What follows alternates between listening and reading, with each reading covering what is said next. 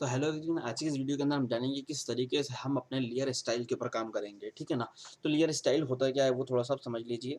किसी भी फॉन्ट को, किसी भी तरीके की चीज़ों को लेयर स्टाइल मतलब कि लेयर को स्टाइलिश करना, उसको लेयर स्टाइल बोलते हैं। ठीक है ना। यहाँ पर लेयर के अंदर ही ऑप्शन होता है, आपको अगर आप डबल क्लिक करोगे यहाँ पर लेयर पे, तो आपके सामने ये ओपन हो जाएगा लेयर स्टाइल का बॉक्स। ठीक है ना। इस डायलर बॉक्स को लेयर स्टाइल बोलते हैं। ठीक है। अब यहाँ पर मैंने पहले भी काफ़ी बार इस लेयर स्टाइल का यूज़ करा है, मगर हम इसमें डेडिकेटेडली बताएँगे वो लेयर स्टाइल की कौन सी चीज़ से क्या होता है, ठीक है?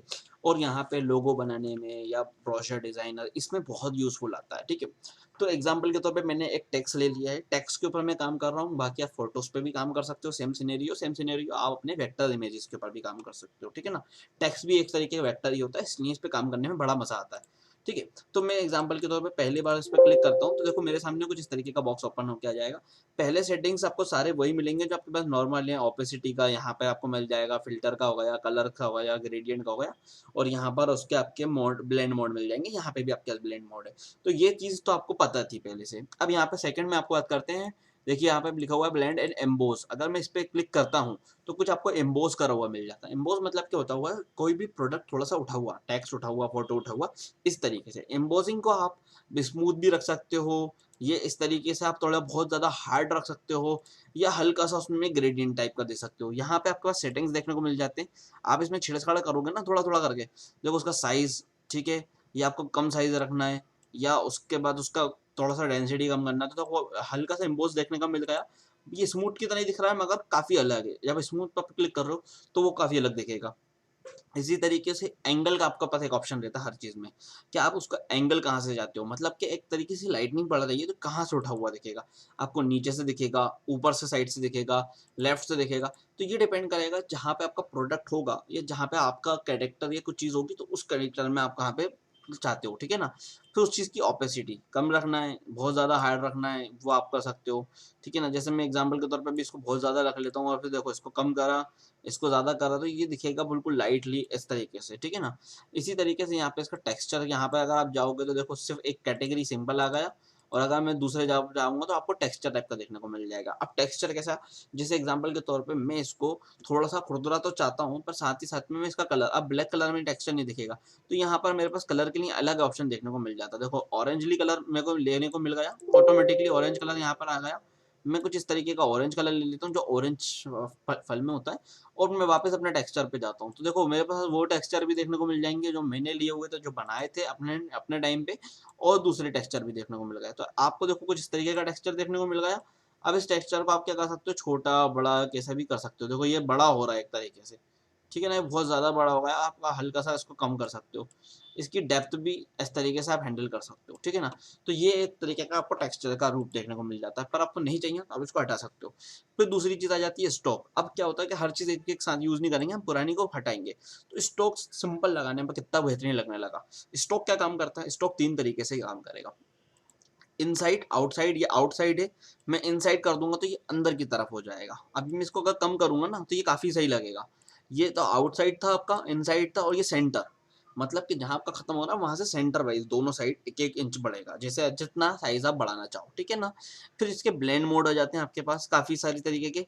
ये सिर्फ आपके कहाँ काय पे काम करेंगे सारे ब्लेंड मोड, सिर्फ आपके आउटर लाइन पे, ठीक है ना, स्टॉक पे। तो अगर आपके पीछे कुछ कलर डाला होगा तो ये उसके हिसाब से काम करेंगे। और स्टॉक अकेला, आप अपने स्टॉक की डेंसिटी भी कम या ज़्यादा कर सकते हो, ठीक है, ये भी क्लियर है आपके साथ। ये कई सारी जगहों पे ऐसे काम होता है, जैसे अगर किसी प्रोडक्ट को आपने उठाया, कोई फोटोज उठाया या कोई सा टेक्स्ट उठाया, और उसके साइड में थोड़ा सा खुरदुरापन दिख रहा है, तो आप यहाँ पे ये चीज़ को लगा के, स्टॉक्स को लगा के उसको इनसाइड डाल सकते हो, मतलब यहाँ पे ये इनसाइड इनसाइड में डाल सकते हो।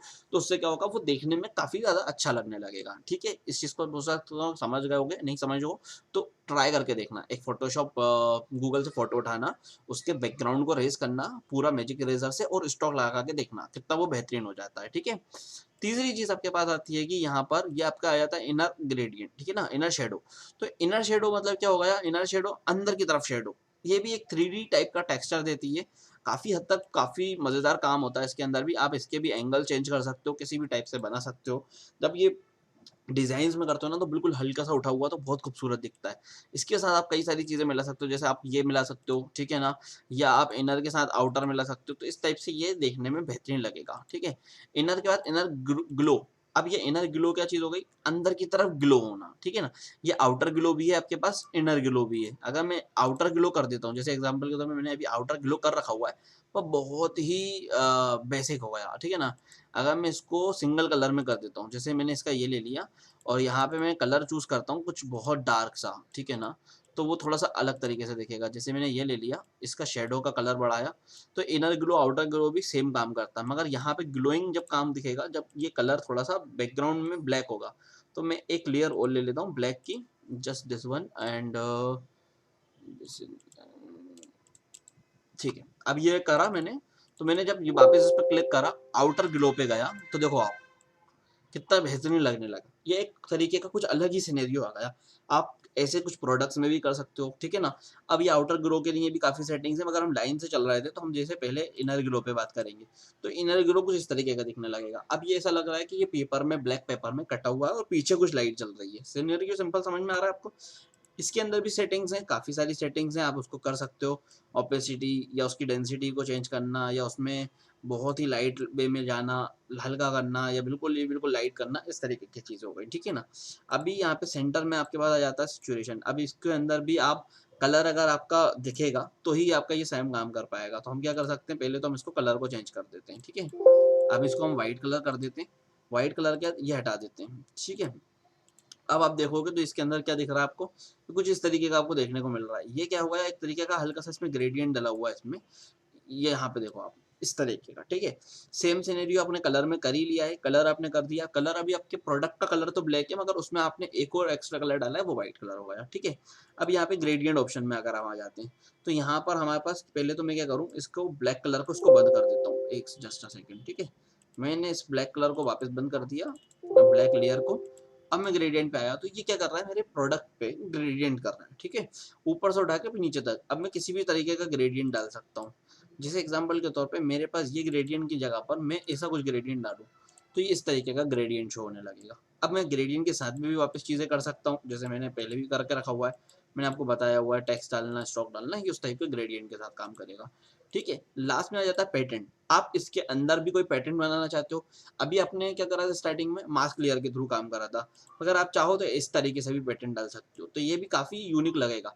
आप मास्क भी कर सकते हो, मगर आपका कोई पैटर्न डालना है तो आप यहाँ से भी डाल सकते हो, ठीक है। अगर आपका पैटर्न सेट है तो ये डिपेंड करेगा आपके दिमाग के ऊपर कि आपको क्या करना है इसके साथ। लास्ट में जैसे मैंने आपको बताया वो, और सबसे आखिरी में आ जाता है ड्रॉप शेडो। ये ड्रॉप शेडो काफ़ी यूजफुल होता है, क्योंकि हम कई बार ऐसे प्रोडक्ट को दिखाने में काफ़ी ज़्यादा यूजफुल दिखता है, काफ़ी यूनिक लगता है। जैसे अगर मैं इसको वाइट कर दूँ, ठीक है ना, अब वाइट वाले पेपर पे तो दिखेगा नहीं, पर मैं इसको ब्लैक कर दूँ, ठीक है ना, और यहाँ पर मैंने ड्रॉप शेडो को वापस चालू करके ड्रॉप शेडो पे गया मैं, ठीक है। और ग्लो शेडो और ड्रॉप शेडो के साथ मैंने देखा, ड्रॉप शेडो को मैंने वाइट रखा हुआ है और वाइट के साथ मैंने कोई नॉर्मल रखना पड़ेगा, ठीक है, और इसको मैंने बंद कर दिया, तो ये कुछ इस तरीके का दिखने लगेगा, ठीक है। तो ये कॉन्सेप्ट क्लियर है आपको। ये काफ़ी ज़्यादा यूजफुल आएगा लोगो बनाने में इस तरीके के। तो आप इसको करके एक ना एक लोगो बनाओ मेरे लिए, मैं बताऊंगा आपको, आपका समझो कि ये टास्क है, ठीक है ना।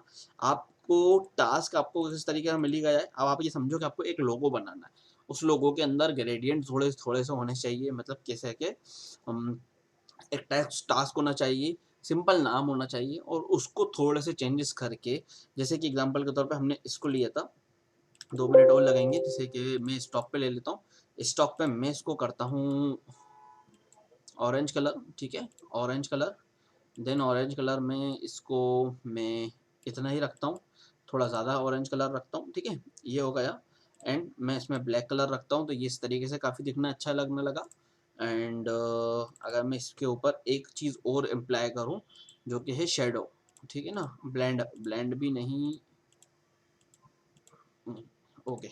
तो मैं ब्लेंड को यूज़ करूँगा स्मूथ वे में, ठीक है, इसको बिल्कुल ना के बराबर रखूँगा और आउटर साइड रखूँगा इसको, ठीक है। तो ये देखो काफ़ी यूनिक लगने लगा। ऐसा कुछ आप बनाओ अपने लिए, अपना नाम को और यूट्यूब के व्हाट्सएप के ऊपर या थीम पेज के ये बनाओ, ताकि आपको इसके आगे और काफ़ी सारी चीज़ें कर पाओ, ठीक है ना। मिलते हैं नेक्स्ट वीडियो में, थैंक यू सो मच।